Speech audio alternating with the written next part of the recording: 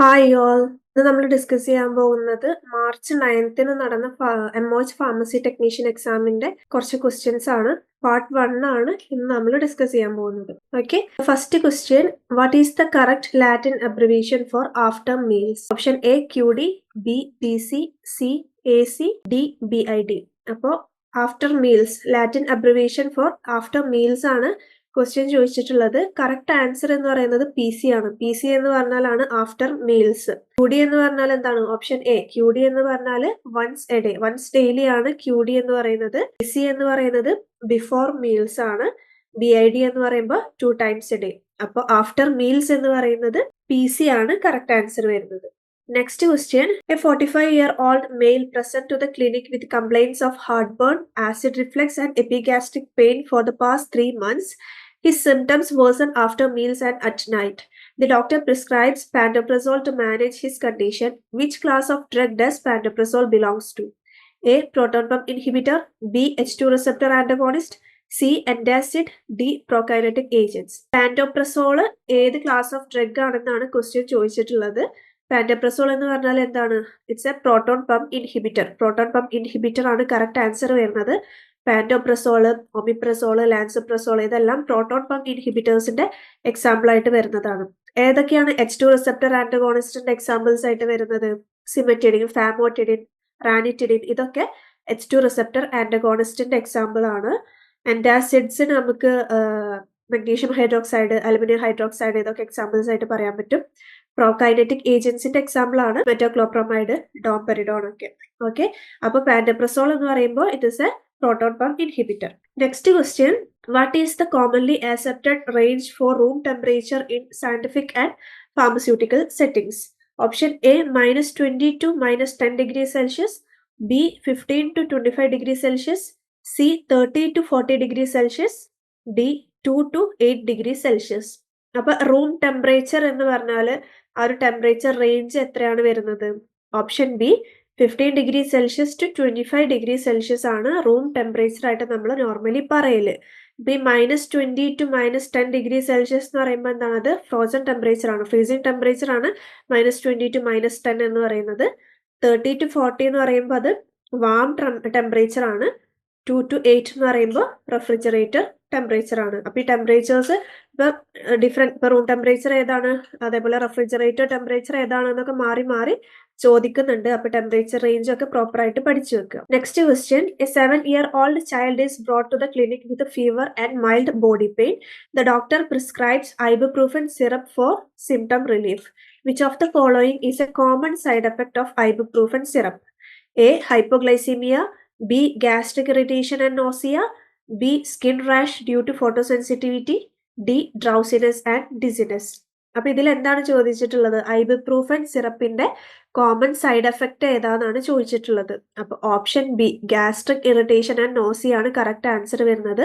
ഈ ഐബുപ്രൂഫൻ എന്ന് പറയുമ്പോൾ അതെന്താണ്? Non steroidal anti inflammatory drug ആണ്. അവർക്കൊക്കെ ഈ GI സൈഡ് എഫക്റ്റ് ഉണ്ടായിരിക്കും. സൈഡ് എഫക്റ്റ് ആയിട്ട് ഗ്യാസ്ട്രോ ഇൻഡസ്റ്റൈനൽ സൈഡ് എഫക്റ്റ് കാണുന്നതാണ്.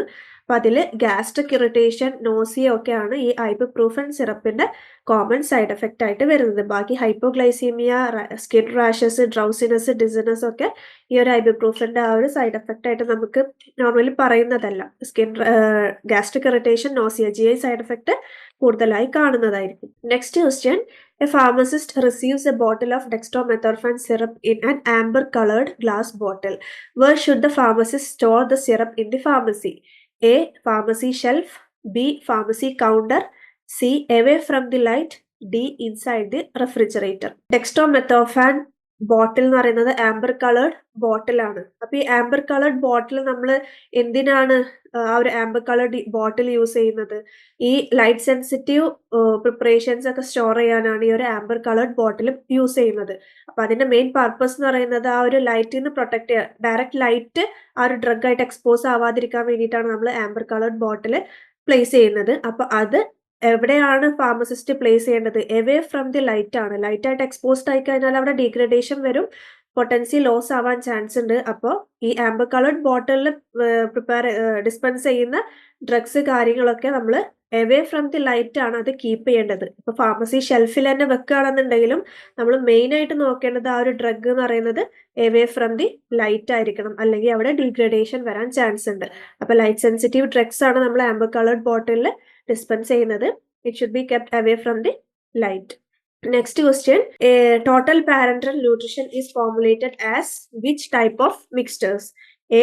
Oil in water type emulsion. B. Oil in oil type emulsion. C. Water in oil type emulsion. D. Suspension. അപ്പോൾ total parental nutrition TPN എന്ന് പറഞ്ഞാൽ എന്താണ്? നമ്മൾ by mouth nutrients intake പറ്റാത്ത പേഷ്യൻസിന് നമ്മൾ ഇൻട്രാവീനിയസ് root വഴി ആ ഒരു ന്യൂട്രിയൻസ് അഡ്മിനിസ്റ്റർ ചെയ്യുന്ന ഒരു മെത്തേഡാണ് ഈ ടോട്ടൽ പാരന്റൽ ന്യൂട്രീഷൻ എന്ന് പറയുന്നത്. അപ്പൊ അത് ഏത് ടൈപ്പ് ഓഫ് മിക്സർ ആണ്? It's A oil in water emulsion. Oil in water ആണ്. ഇപ്പൊ ഈ ഒരു ടോട്ടൽ പാരന്റൽ ന്യൂട്രീഷനിൽ നമുക്ക് കമ്പോണൻസ് ആയിട്ട് എന്തൊക്കെയുണ്ട്? ലിപ്പിഡ്സ് ഉണ്ട്, അമിനോ ആസിഡ്സ് ഉണ്ട്, ഗ്ലൂക്കോസ് ഉണ്ട്, ഇലക്ട്രോലൈറ്റ്സ്, ഇതൊക്കെ ആ ഒരു ടോട്ടൽ പാരന്റൽ ന്യൂട്രീഷൻസിന്റെ ആ ഒരു കമ്പോണന്റ് ആയിട്ട് വരുന്നതാണ്. അപ്പൊ ആ ഒരു മിക്സ്ചർ എന്ന് പറയുന്നത് oil in water type emulsion ആണ്. അപ്പൊ നമുക്കത് ഈസിലി ഇൻട്രാവീനിയസ്ലി അഡ്മിനിസ്റ്റർ ചെയ്യാനും പറ്റും. അപ്പൊ oil in water type of emulsion ആണ് ടോട്ടൽ പാരന്റൽ ന്യൂട്രീഷൻ എന്ന് പറയുന്നത്.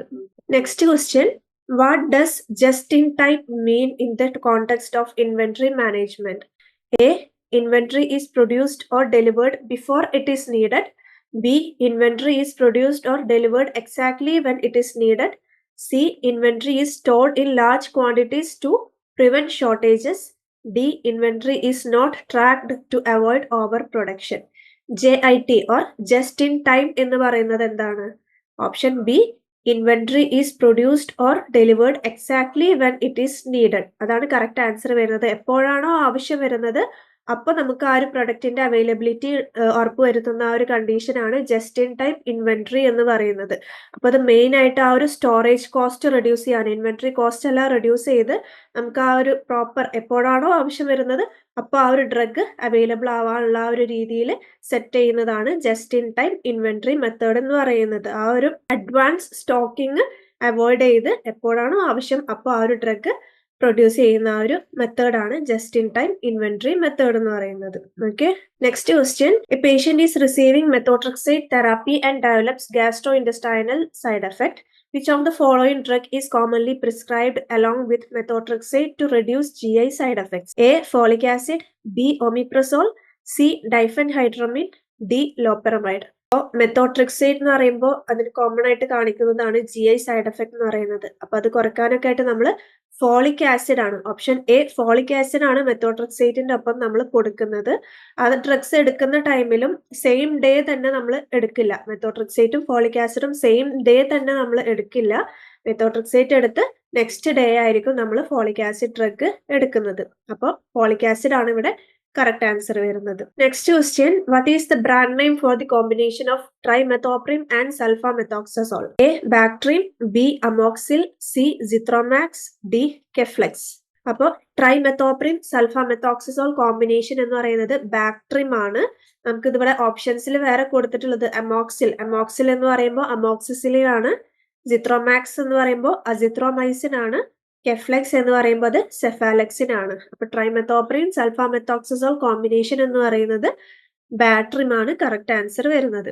Next question, ciprofloxacin is generally not considered safe for which of the following groups? A. Paediatric patient. B. Male adult. C. Adult females. D. Elderly patients. Ciprofloxacin ആർക്കാണ് safe അല്ലാത്തത് എന്നാണ് ചോദിച്ചിട്ടുള്ളത്. Option A paediatric patients ആണ് correct answer വരുന്നത്. Paediatric പേഷ്യൻസിൽ ഈ ഒരു ciprofloxacin fluoroquinolones എടുക്കുകയാണെന്നുണ്ടെങ്കിൽ അവിടെ മസ്കുലോസ്കെലറ്റൽ ഇഷ്യൂസ്, അതായത് ജോയിന്റ് ടെൻഡൻ ഇഷ്യൂസ് ഒക്കെ അവിടെ ഫോം ചെയ്യാൻ ചാൻസ് ഉള്ളതാണ്. അപ്പൊ പീഡിയാട്രിക് പേഷ്യൻസിൽ ജനറലി ഈ ഒരു സിപ്രോഫ്ലോക്സാസിൻ എന്ന് പറയുന്നത് സേഫ് അല്ല. അതേപോലെ എൽഡർലി പേഷ്യൻസിന് നമ്മൾ കൊടുക്കുന്ന സമയത്ത് കോഷ്യസ് ആയിരിക്കണം. സിപ്രോഫ്ലോക്സാസിന് എൽഡർലി പേഷ്യൻസിൽ കോഷ്യസ് ആയിരിക്കണം. പീഡിയാട്രിക് പേഷ്യൻസിൽ സേഫ് അല്ല. പിന്നെ നമുക്ക് ഇതേപോലെ സേഫ് അല്ലാത്തതാണ് പ്രഗ്നൻസി കാറ്റഗറി പ്രഗ്നൻസിയിലും ഈ ഒരു സിപ്രോഫ്ലോക്സാസിൻ എന്ന് പറയുന്നത് സേഫ് ആയിട്ട് പറയുന്നതല്ല. അപ്പൊ ഇവിടെ ഓപ്ഷൻസ് നോക്കുകയാണെന്നുണ്ടെങ്കിൽ ഇതിൽ ഏറ്റവും കൂടുതൽ സേഫ് അല്ലാത്തത് പീഡിയാട്രിക് പേഷ്യൻസ് ആണ് കറക്റ്റ് ആൻസർ വരുന്നത്. ഓക്കെ, അപ്പൊ നമുക്ക് ഇത്രയാണ് ഇന്ന് ഡിസ്കസ് ചെയ്യുന്നത്.